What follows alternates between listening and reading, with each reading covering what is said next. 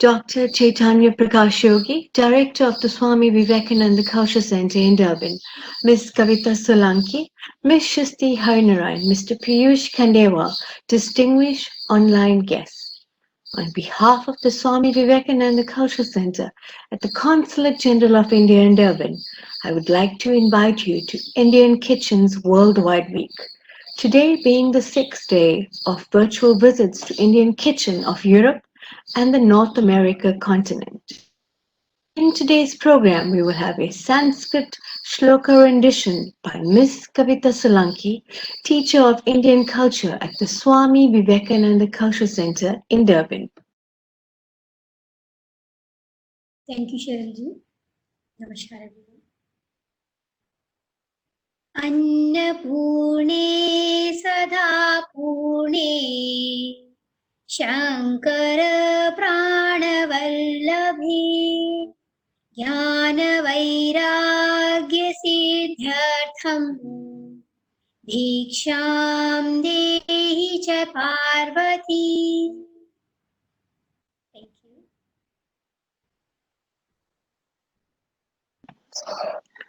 Thank you, Ms. Kavita, for that wonderful Sanskrit shloka chanting.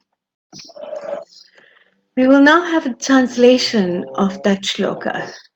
O Murti, you are the bestower of food, Annapurnama, always full, the lifeline of Lord Shankara. Please give us both the boon of wisdom and renunciation. Thank you, Ms. Kavita Solanki. Today's journey begins with us visiting Miss Manju Mahi from London, who's cooking a very simple yet wholesome dish called whole grain brown basmati rice.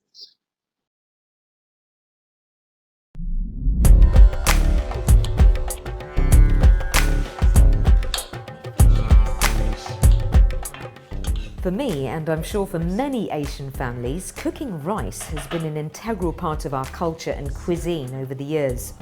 I've learnt a lot about Indian food and past traditions from my mother, and in turn, I've given her some new ideas on cooking different kinds of rice. This is a method for cooking whole grain basmati rice. Now, whole grain has the outer bran layer intact and has a much lower glycemic index than other white rices or even brown rice varieties, which means it's much better for you. And when it's cooked, the grains are lovely and separate. So I'm going to measure the rice up first. 1 cup of rice serves 3 people. That's about 60 grams of rice per person. I'm rinsing the rice under a cold tap to remove the milling processes and any excess starch. I'm measuring my just boiled water, and my general rule of thumb is 1 cup rice, 2 cups of water. So another one. Put the lid on top of it and cook it under a low heat for about 10 to 15 minutes, but check halfway through cooking. Whole grain rice lends itself very well to stir-fry dishes and also to palau dishes using lots of spices. Well, the rice is al dente or firm to the touch, but soft inside. And if there's any surplus water, just drain it out.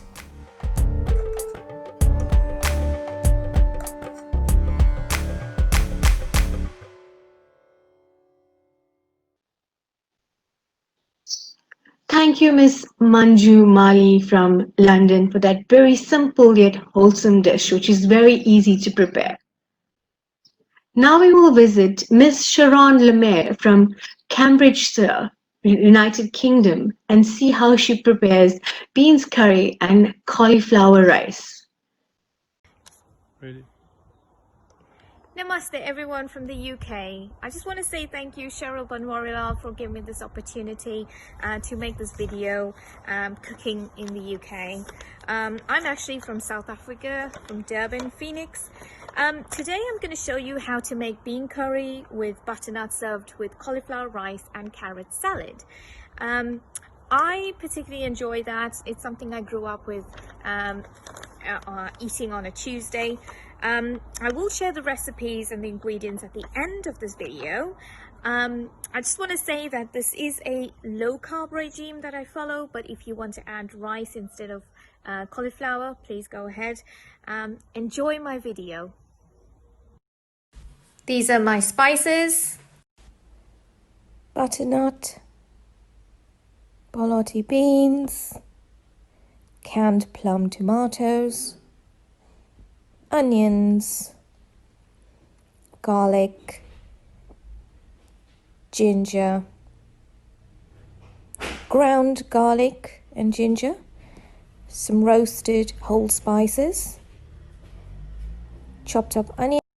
I'm going to use a coffee bean grinder to grind my spices.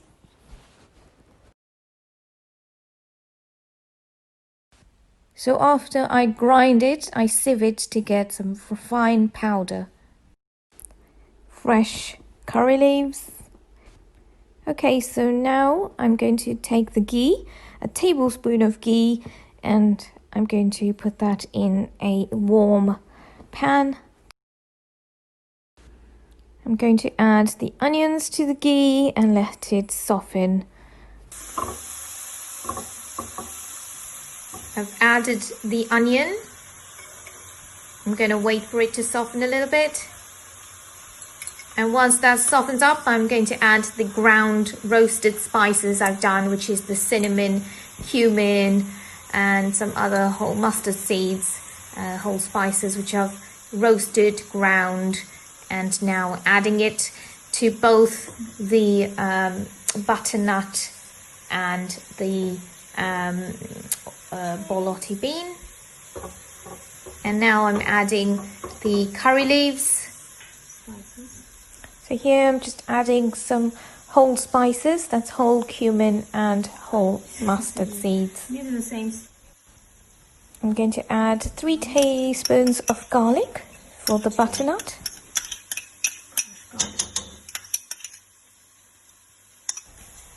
And now I'm ready to add the butternut.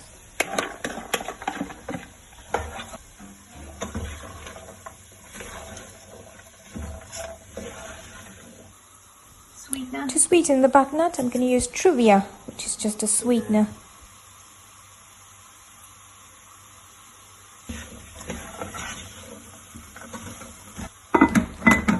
Cover the butternut and let it cook slowly.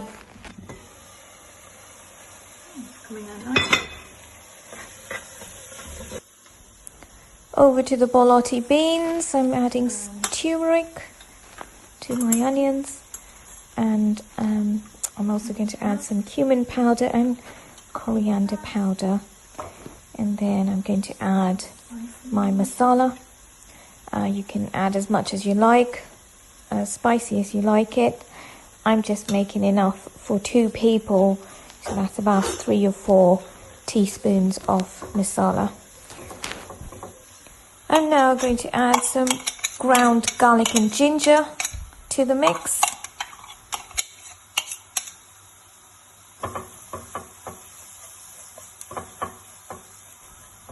I'm going to add the borlotti beans and the tomatoes to cook.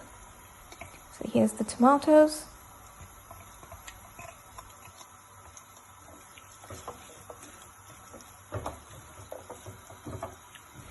I'm going to cover and let it cook slowly. In the meantime, I'm going to just whip up some salad. So carrots, red onions and cucumbers, you can see there. Just grated carrots, finely chopped onions and sliced cucumbers, ready to season with some balsamic white vinegar, black pepper and salt. Also going to get started with my cauliflower rice. As you can see there, I've just kind of chopped them up so they can go into the food processor. And I'm going to grate my cauliflower very quickly.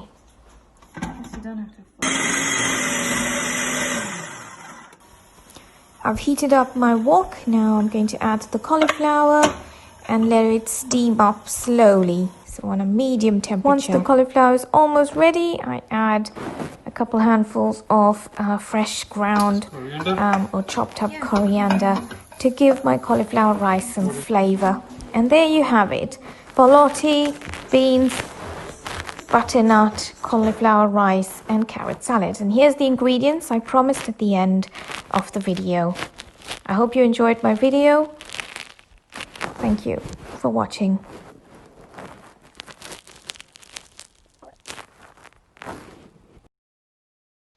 Thank you, Ms. Sharon Lemaire from Cambridgeshire, United Kingdom, for preparing my favorite dish. Looks absolutely delicious, despite being a Banting dish. Now we will see how Miss Rashmi Kumari from Wiesbaden, Germany makes gajar ka halwa. Welcome to my video where I'm gonna tell you my recipe for gajar halwa.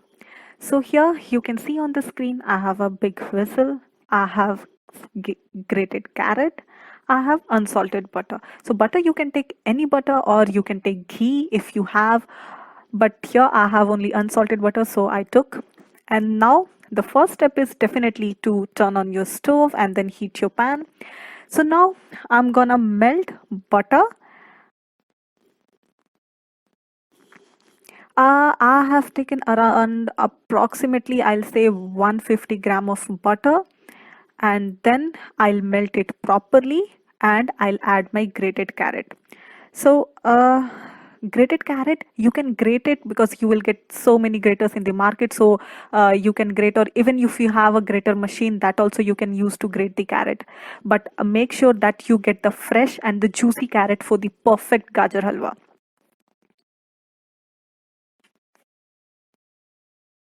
So now I have added grated carrot into the butter and I'm gonna mix them properly until the carrot turns into a beautiful orange color. After 5 to 10 minutes, you can add sugar, and you can add according to your taste. So I don't eat much sugar, so I have added around 4 to 5 spoons, and then we need to add milk. So the proportion for the milk, I'll say, should be the equal to carrot. So if you are taking 1 kg of carrot, you should add at least 1 liter of milk. And now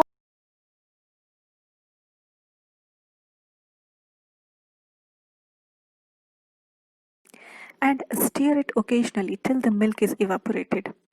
And then we add milk cream, and this is gonna take your gajar halwa to next level. Like, I just love it. So you add it and you will see the change in the taste. So you mixed it properly because this is very thick, so you need to mix it very properly. And you can add, like, you can add the you can select your quantity, like how much you want to add. So I'm basically gonna add full 250 gram of cream. And sorry for this switch from horizontal to a vertical video. And then we need to take our dry fruits. So currently I have cashews and raisins, so what I'm gonna do is I'll add them into hot butter, and then just for few seconds you need to heat them and then add it into your gajar ka halwa. And here gajar ka halwa is ready. A very lovely sweet dish during the cold winters. Thank you, Ms. Rashmi Kumari from Germany. Now we will visit Ontario, Canada, and watch how Mr. Rohan Nadwari and Miss Nandawari prepare bindi fry.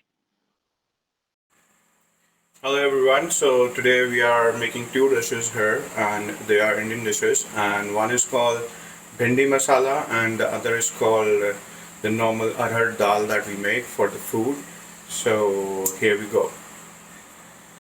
So the first dish we are making is fry bhindi masala. For that I have already chopped the bhindi, that is lady finger, and the oil is already hot. So what we are gonna do, we are just gonna put the bhindi in this hot oil. Just be careful while you're doing it, and we're just gonna fry it.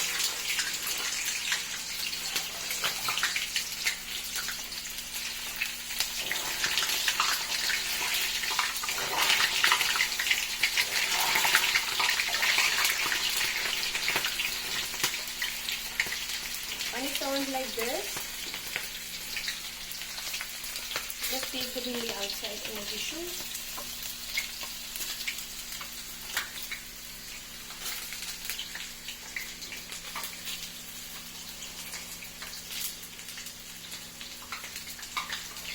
I'm gonna add some more.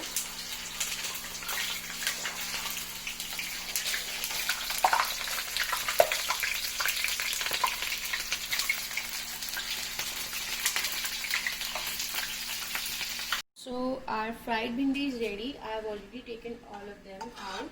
So just put the flame on a medium side and take approximately 2 tablespoons of oil. For the bhindi, I have taken 2 chilies and 1 big onion. I have chopped it already. The spices which we are going to use is a salt, red chili pepper, coriander. This is dry jeera powder, and this is mango powder, and this is black pepper. So what we are going to do, we are going to put all the onion and green chili in the pan. Just have to saute them. You can increase the flame if you want, otherwise it's optional. Don't cook too much the onions, just a little bit sauteed.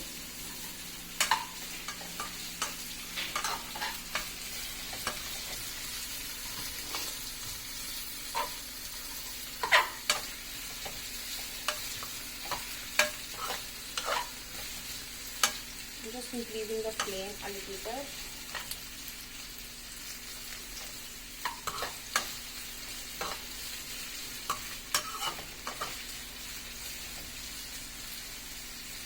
So I'm going to add some ginger garlic paste also in this. It's optional. If you want to add, you can do it. I have already 1 tablespoon of ginger garlic paste. You can add it. It's optional. I've already added it. It's up to you. I didn't make it at home, so you can buy it from the grocery store, or you can make it at home also. So just mix the ginger garlic paste and give a great twist to your onions so that it will be mixed up properly. This dish doesn't take more than like 15-20 minutes.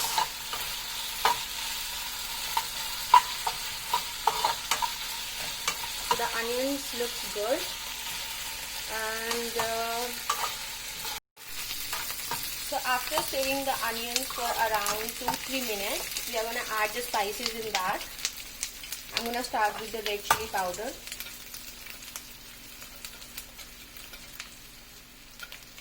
Coriander, jeera powder, half tablespoon or 1/4 tablespoon of mango powder, 1/4 tablespoon of black pepper, and salt as per your taste. Some people like salt too much in their food, some people don't like it, so you can add the salt as per your taste. Mix the spices in the onion.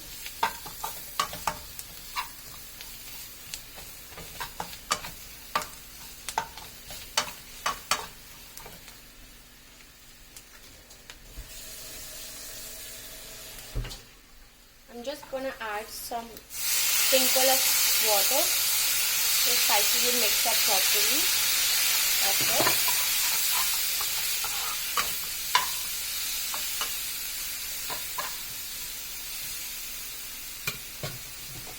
Now we can add the fried golden bhindi in your onion.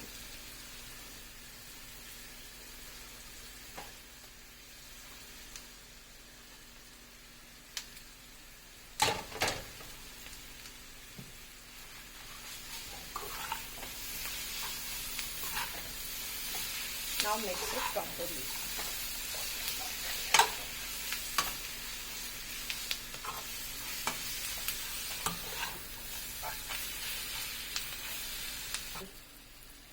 Now you can cover the lid for around 3-4 minutes. Put the flame on medium side and cover your lid for 3-4 minutes.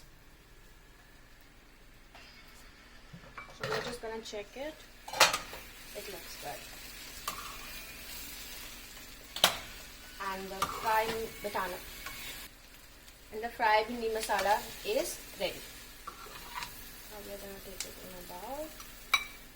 can serve it with a chapati, and you can also have curd with this if you like it.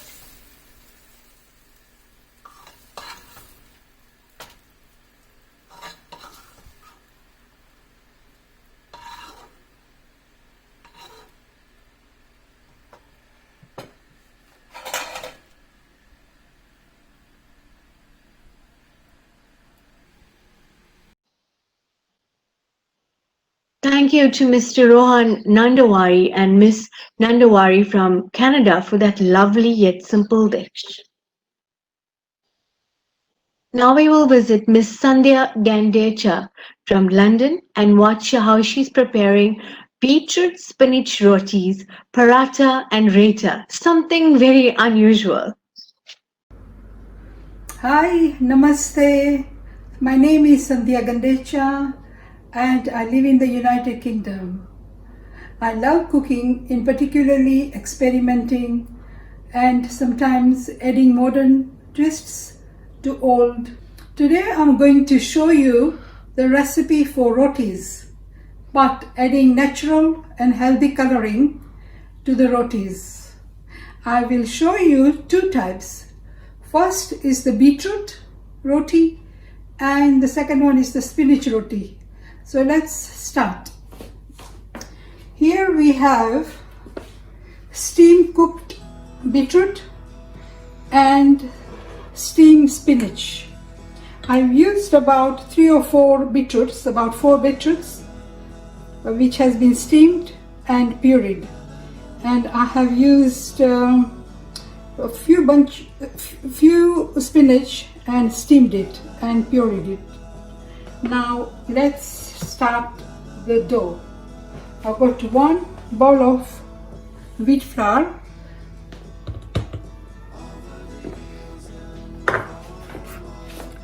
then I'll add a little bit of ajma,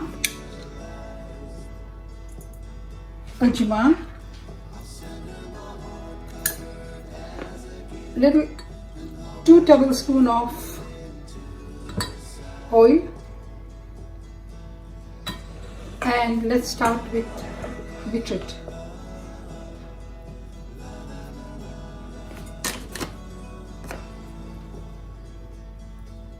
I'll add 1, 2 to start with, okay?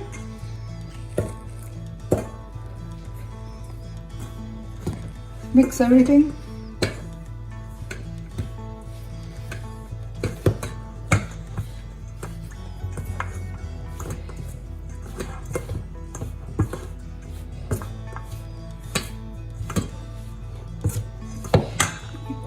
You can add some more if you feel you want some more color.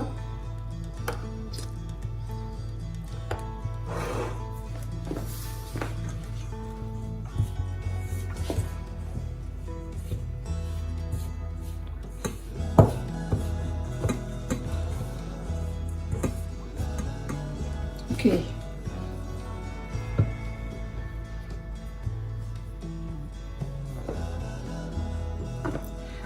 Right, I've got warm water here. So just do the dough as you do the roti dough.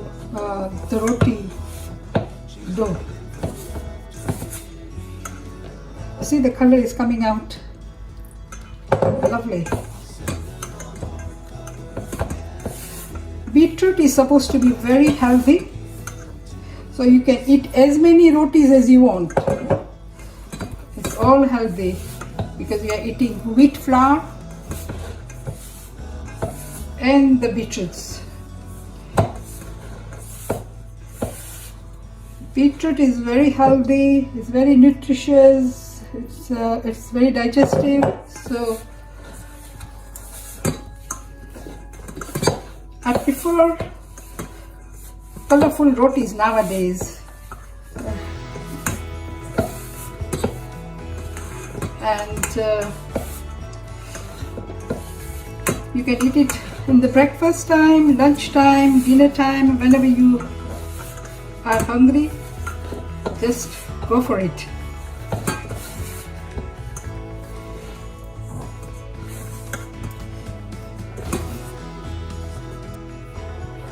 Hi. Okay, I've finished kneading the beetroot dough, so it's all ready to start.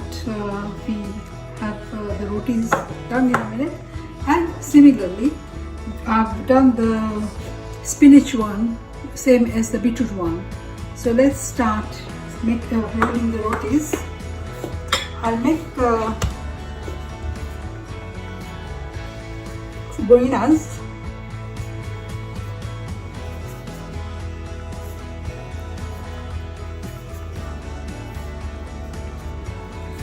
Okay, so we'll make the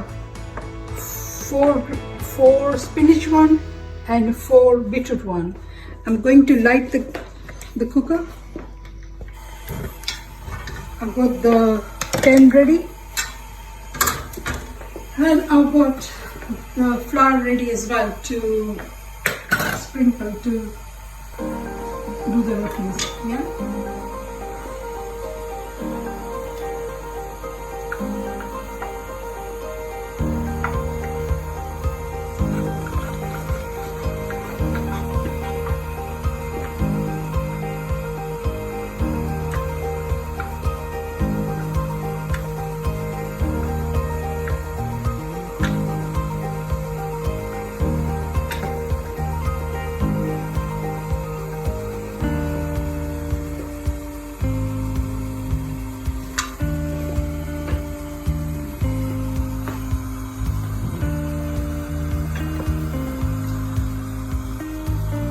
Now we'll do the green one.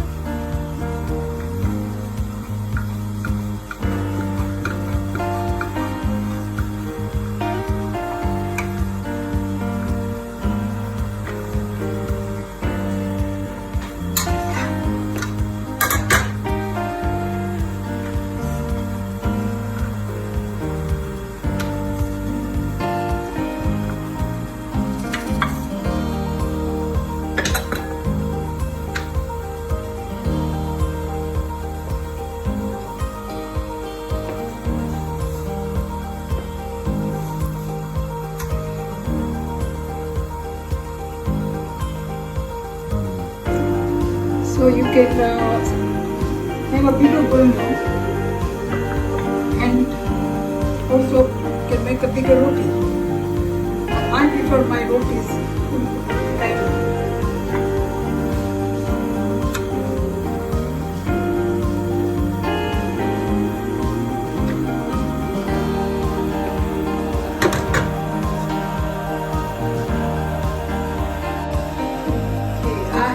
pretty big pan.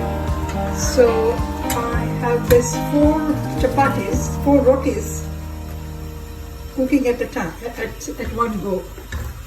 So you can see the colorful, yummy, healthy rotis which can be eaten any time of the day.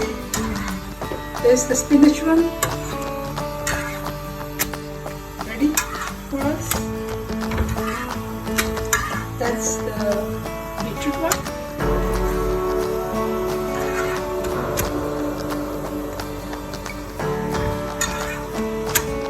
And here we go, that's the spinach one. And the last one.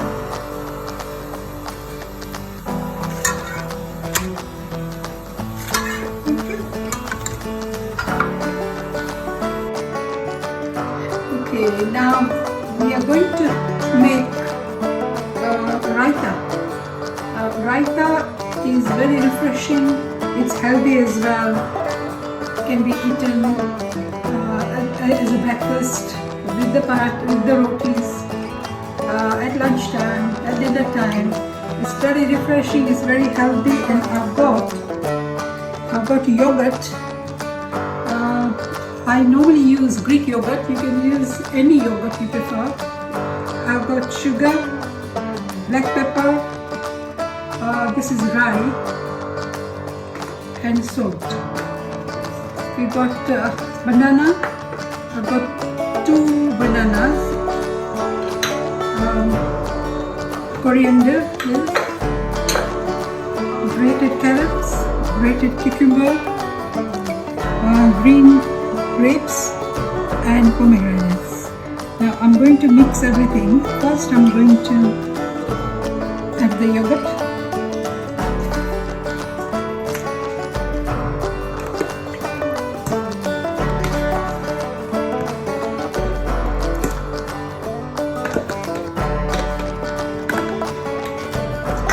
I've used 1 kilo. You can just pick it up. You can have a little, like 500 as well. This is 1 kilo recipe. I'm going to add all this marinade.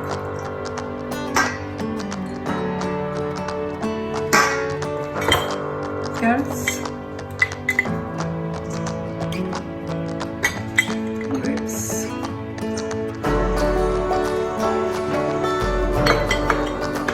Cucumber.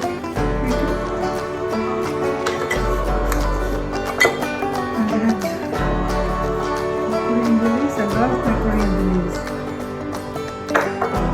Then salt. Half a teaspoon.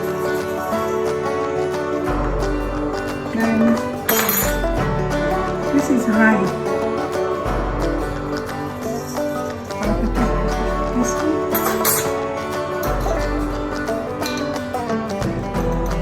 Black pepper.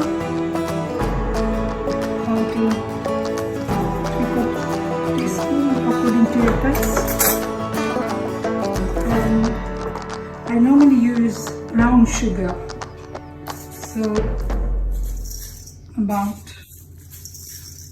2 teaspoons. That's it. That's all ready. You just need to mix it.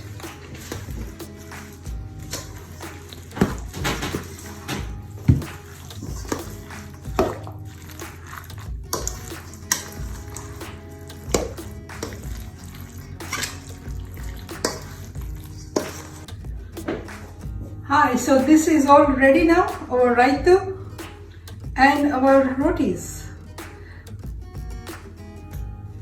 Hope you enjoy, hope you can make it and enjoy. All the best. Thank you. Namaste.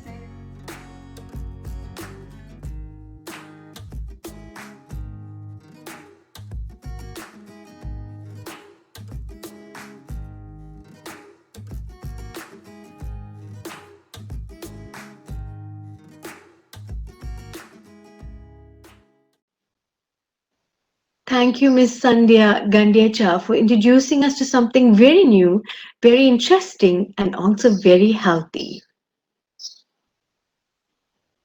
Now we will visit Miss Archana Devia from France and watch how she prepares a rasam, which is a very good dish to have during this pandemic.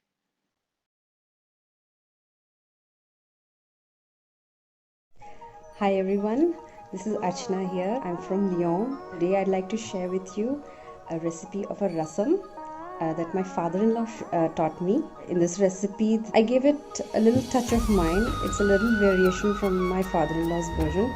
Basically, it's an addition to the recipe. So I hope you like it. So this is the rasam that I had prepared. This is a rasam taught by my father-in-law, and I gave it a little touch of mine with brinjal, basically. Sorry for the lighting. I had made it last night, so it's a bit dark.